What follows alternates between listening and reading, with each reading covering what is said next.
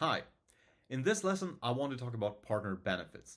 What makes your partners want to actually work with you? What's the value in it for them? And typically you will start by thinking probably that the biggest benefit is the revenue, the commissions that you give them, possibly some discounts that you provide them, but this is not the only thing that you have to offer. And typically if you look at a partner program, uh, there are multiple benefits for the partners, and a good combination of different benefits can actually make your partner network and your partner program much more valuable. So let's look at some of them. Let's discuss how they can work and how they can actually be used to create the value in your partnership.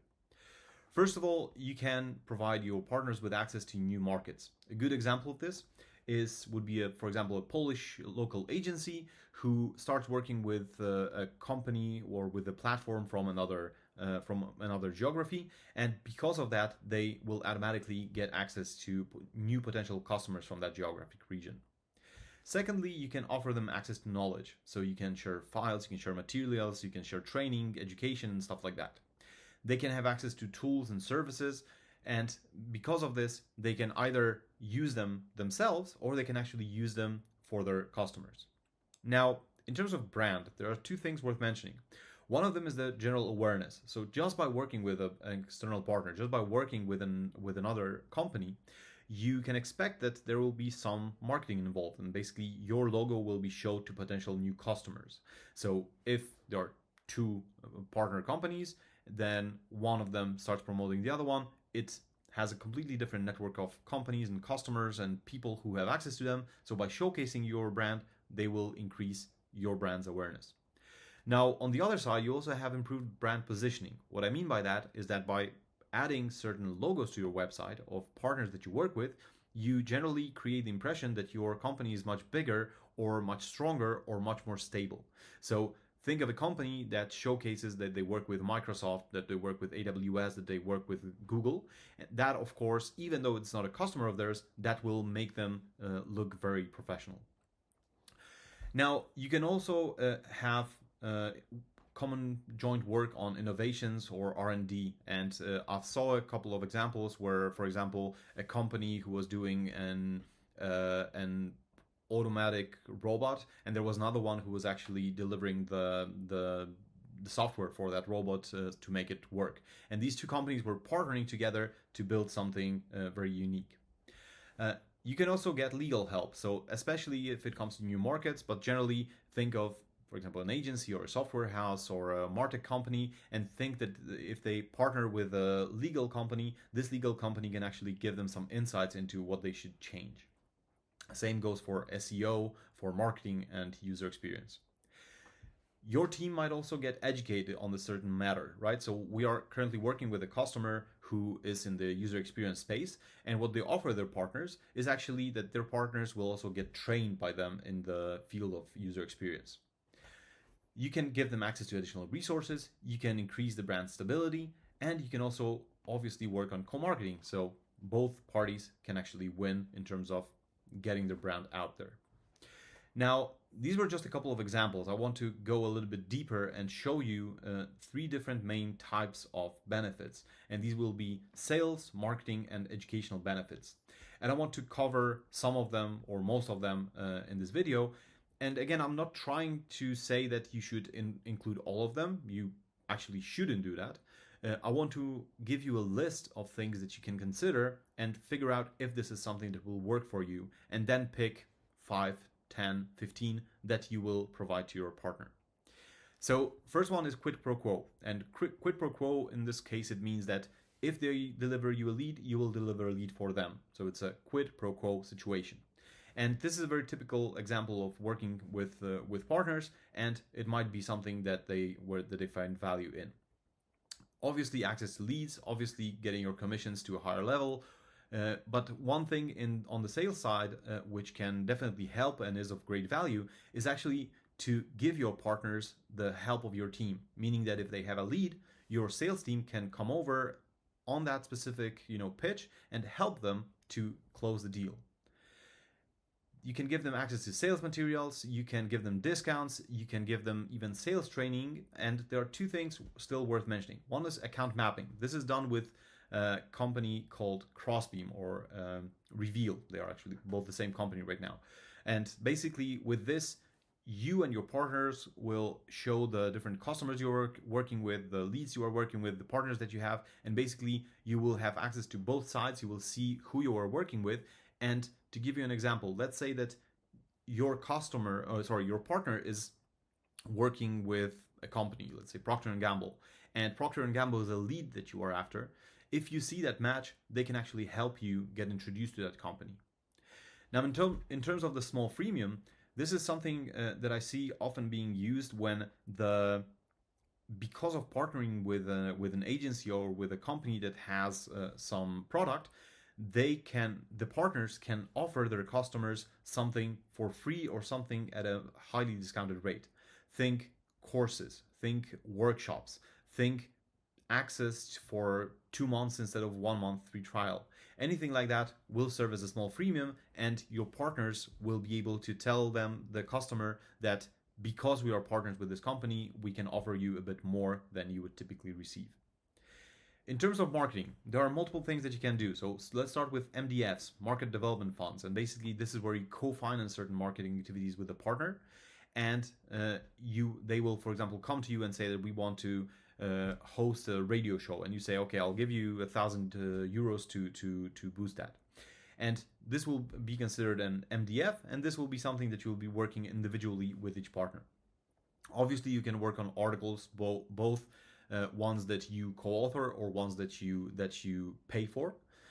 You can spotlight the partner on your website. You can also create multiple different events, either physical events where, for example, you create a booth where you invite 5 of your partners, or actually you can also do online events like webinars, podcasts, and some partners even do something like their own event. Let's say that they organize like an open day for all of their customers, and the partners are invited to meet with them and talk to them and to get acquainted with them.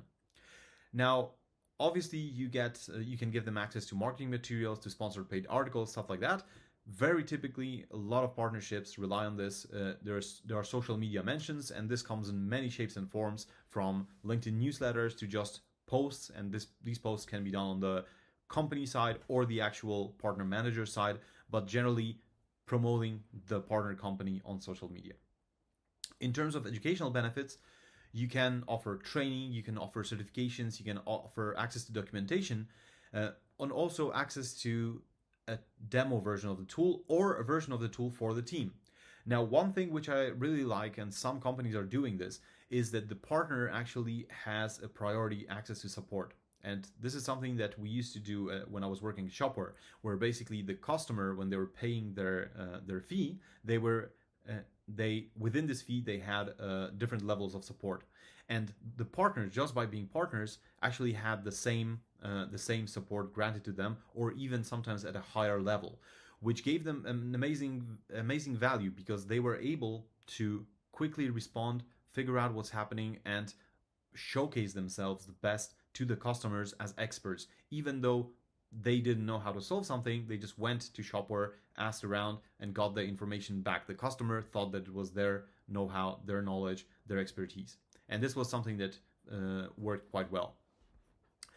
Now, I want to go through a couple of examples, and I'll not be covering most of what they are offering, but in every one, I want to showcase you a couple of different examples of what can be done. So the first one is TeamViewer. And TeamViewer, what I don't like about this is that you see that a lot of them are very similar. Like a lot of the different benefits that you have are available to all of the partners, excluding the business ones. Generally, the only differentiator is the discount rates that they have.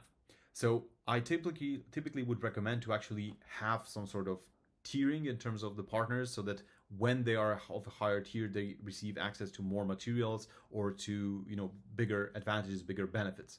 But it seems to work for them. Now, 3 things which are relevant in this case. The first one is dedicated channel account manager, and this is kind of obvious, but also not always the case. So you need to make sure that your partners can have one single person that they reach out to that monitors, health and how they're working together, and can work on plans, for example, for each partner. Secondly, is participation in advisory board meetings. Now, this is interesting because I know some companies are doing this with customers, some are doing this with partners, some are not doing this at all. But generally speaking, the idea is that you get to invite all of your partners or selected partners into these board meetings where, for example, you are discussing a certain subject that you want to tackle. Let's say that Partnerplace is we have a commission management module and we would like to extend it. So we could invite multiple customers or our partners and try to discuss how this should work in the future. And by getting those partners in there, they can actually make sure that the product provides great value to the end customer.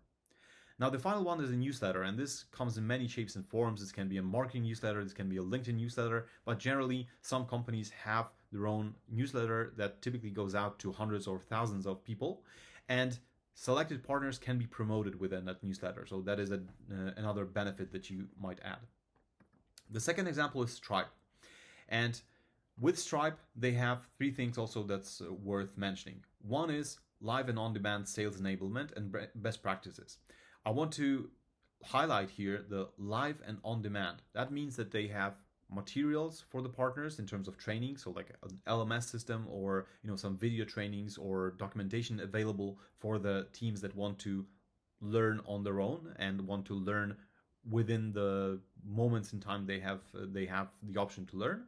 But they also do the live trainings, which means that they, for example, say that once a week, once per every 2 weeks, once per month, we are organizing a live session where we invite our partners and we will answer all of your questions, kind of like a Q&A with the partners. The second thing is badges and partner marks in this case, so verified partner. So this works quite well, especially if you're an established brand and especially if you are working with a technology partner. So in this case, think Stripe, think Shopware, think Shopify. If you are working with a selected technology, then showcasing on your website that you have a badge, that you have a certificate that confirms that you know how to work with them and it has been verified by the author or the company that actually you are promoting, gives you a huge advantage. The last thing worth mentioning here is early access to betas. So some partnerships have this. I don't see that quite often, but it is an interesting option, and it comes down a little bit to what I previously mentioned in the on the advisory board meetings. So I saw this, for example, being used in this use case. You organize these meetings, you invite partners to them, you give them access to some beta version of the platform or of a feature, or you just showcase it to them. And basically, without even actually showing it to the customers, you are already getting feedback or on how it should work. And this is sometimes done even at the design phase or MVP phase, where the partners actually have a say whether it will be worth it, whether it will be valuable for their customers. And you are also keeping a very close connection with them. Now, the last example I want to give you is a company called Linear. And here there are also three things that I want to mention. So one of them is that this company offers a dedicated employee for technical support, meaning that aside from a partner manager, they also have a single person that they know they need to reach in order to get technical support. The second thing is that they have a guarantee that the partner's margins will only increase throughout the year. So imagine that the partner has tier 1 and at some point, basically, throughout the year, it can increase, but there's no way to go to tier 0 or to drop from the partnership in this case. Or probably a better example would be if they were tier 2, they can go to tier 3, but they can't go to tier 1 throughout the year. If they fail their targets, if they fail their goals, that's maybe when they will be dropped to tier 1, but this will be only after the year. So because of this, they have a very clear knowledge of how much they can earn with the company and how much they should invest in the partnership. And finally, this is something that you can do if you are offering some sort of solution, a technical solution, a platform, or if you are a SaaS product, basically where your partners can not only resell it or promote it to the customers, but they can actually become experts and get customers by showcasing their expertise and selling their own products. A very good example of this are MarTech companies. So Think, for example, GetResponse or SalesManago or something similar to that, MailChimp. You have a huge array of different partners who know these tools, and customers actually like working with them because they don't know how to use, for example, a marketing automation tool. But these partners do. So they work with the partner by extension with SalesManago or with MailChimp, but the partner does all the tough work. They set it up, they tell them what to do and how to do it best. Now, what I would like you to do is to fill out the benefits for your partners in this form. So I've covered a lot of different ideas, and now the what you should do is you should try to collect them in one place. And I've actually included a file that you can use, which includes both inspirations for you as well as just a very simple Excel sheet where you can get the different benefits for different levels of partnerships. But I would like you to spend a couple of minutes on just considering which ones of them you could use for your partners, which one of them would be beneficial, and how to structure them in terms of levels. Who should have access to which of those benefits? Thank you.